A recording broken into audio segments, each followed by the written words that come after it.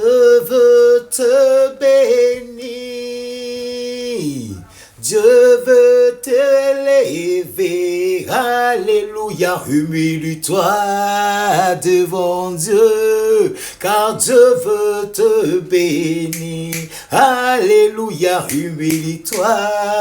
Oui, devant Dieu, car Dieu veut te bénir. Oui, Dieu veut t'élever.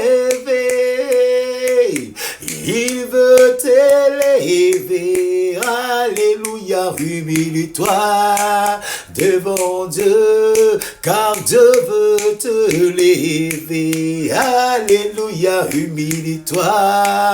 Oui, devant Dieu, car Dieu veut t'élever. Bien-aimé, la Bible déclare ceci, que l'humilité précède la gloire. Avec Dieu, c'est l'humilité qui te conduit à la gloire. Humilie-toi simplement, comme le dit le chant, et ensuite Dieu lui-même va t'élever. De la même manière que Jésus-Christ lui-même s'est humilié et il a pris même la position d'homme, de Dieu qu'il était. Il s'est fait homme et il ne s'est pas fait un homme riche en venant sur cette terre, mais il s'est fait quoi? Un homme modeste qui avait un métier modeste. Il était quoi? Charpentier. Mais Dieu, et il a accepté d'aller quoi? À la mort sur le bois infâme.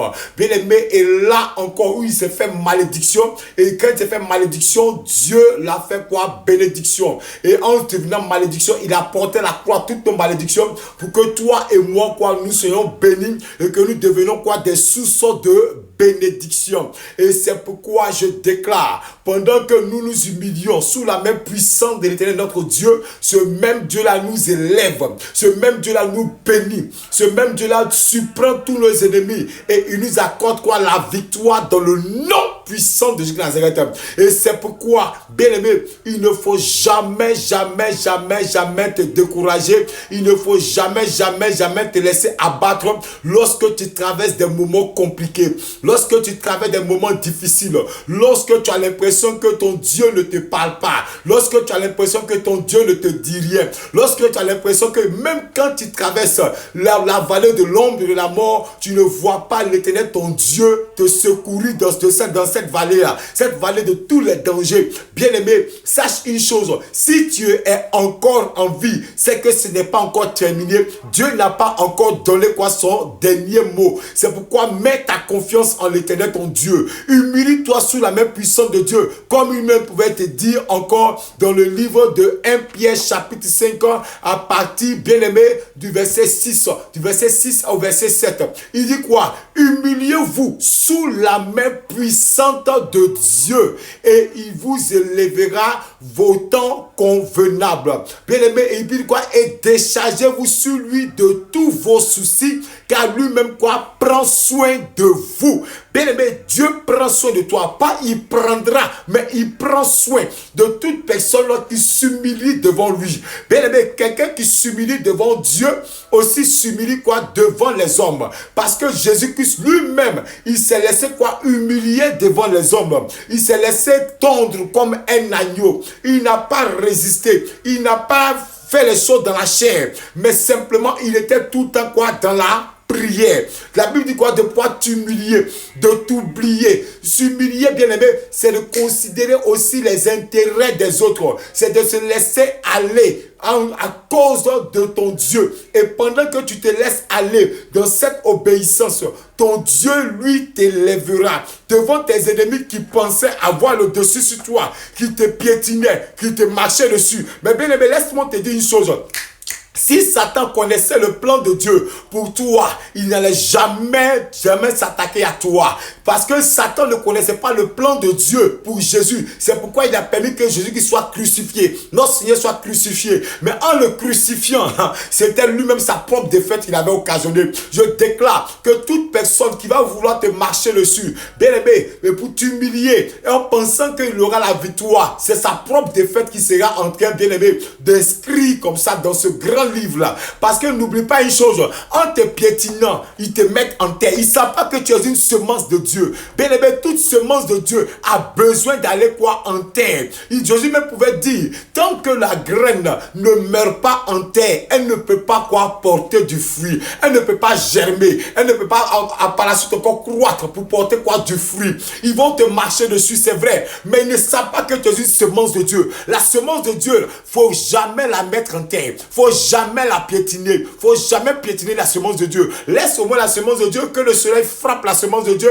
C'est Dieu lui-même qui peut juger cette semence-là et qui va permettre que cette semence-là ne prospère point. Mais si des hommes ou des démons sont jaloux de cette semence de Dieu et ils vont vouloir humilier cette semence, piétiner cette personne pour te mettre en terre, bien aimé, en te piétinant, c'est là-bas même que Dieu voulait que tu sois. Et pendant que tu es rentré en terre, cette semence que tu es, c'est vrai, tu vas mourir dans la terre parce qu'on n'entendra plus parler de toi. On dit, voici ici, il faisait malin. Où est son étoile? Comme ils ont fait pour comment ça s'appelle même? Pour Joseph.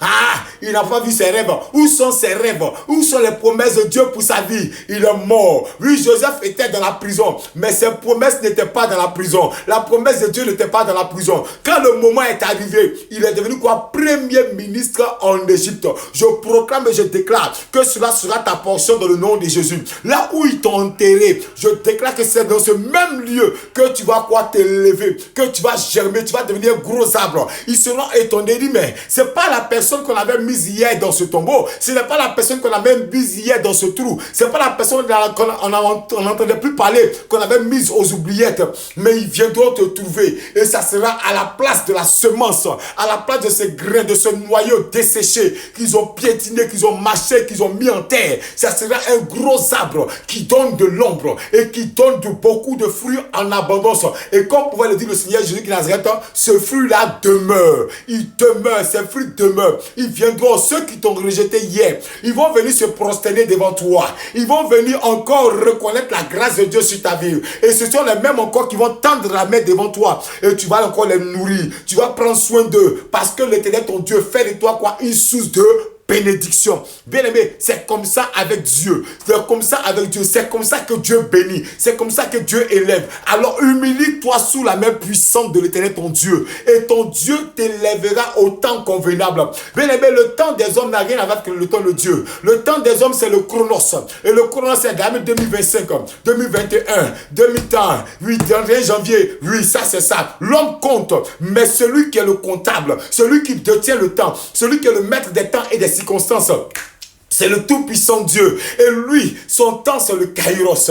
Dans le kairos de Dieu, bien aimé, il y a apprendre à obéir à Dieu dans toutes les circonstances. Il y a apprendre, bien aimé, à accepter, à pratiquer la parole de Dieu en toutes choses. Il y a apprendre à se laisser tendre et à laisser Jésus-Christ être formé en nous. À laisser Jésus-Christ vivre au travers de nous. À laisser Jésus-Christ faire son œuvre au travers de nous. C'est le kairos de Dieu. À accepter, bien aimé, le plan de Dieu, les projets de Dieu pour ta vie. Et quand tu l'acceptes et tu acceptes de t'humilier dans ce moule, alors bien aimé, Dieu voit que tu as accepté d'être celui qui veut que tu sois. Bien aimé, tu vas pas devenir quoi? La meilleure version de toi-même. Parce que si tu es la meilleure version de toi-même, tu vas encore échouer. Mais tu deviendras comme Christ est. Tout ce que nous sommes sur cette terre en tant que chrétiens, c'est de devenir quoi? Comme Christ. Et pendant qu'on est devenu comme Christ, parce que Christ vit en nous, parce que la nature de Christ maintenant est en nous, parce que le caractère de Christ est en nous, parce que les sentiments de Christ sont en nous, alors nous avons appris à nous humilier sous la main puissante de Dieu. Et de la même manière qu'il a élevé Christ, il va aussi t'élever. C'est pourquoi il a dit que nous sommes héritiers de Dieu. 2 points. Héritier de Dieu. Nous sommes héritiers. 2 points. Héritier de Dieu et co-héritier de Jésus-Christ de Nazareth. Et parce que, bien aimé, nous avons accepté de souffrir avec lui. On s'est laissé tendre. On a accepté l'humilité dans la gloire, dans les douleurs, dans les difficultés.